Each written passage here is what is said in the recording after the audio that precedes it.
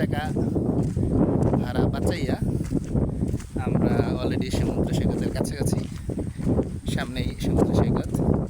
But এখানের সিনারিটা just wow. আমি যদি একটু দেখাই, এই যে অসাধারণ সিনারি।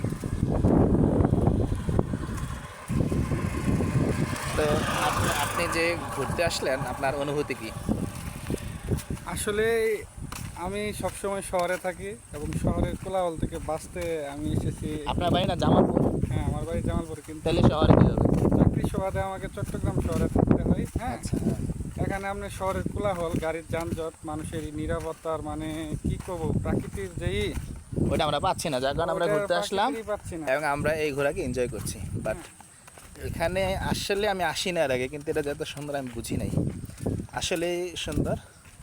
তো সমুদ্র সৈকতে যাই, ওইখানেরও সিনারি আপনাদের সাথে শেয়ার করব।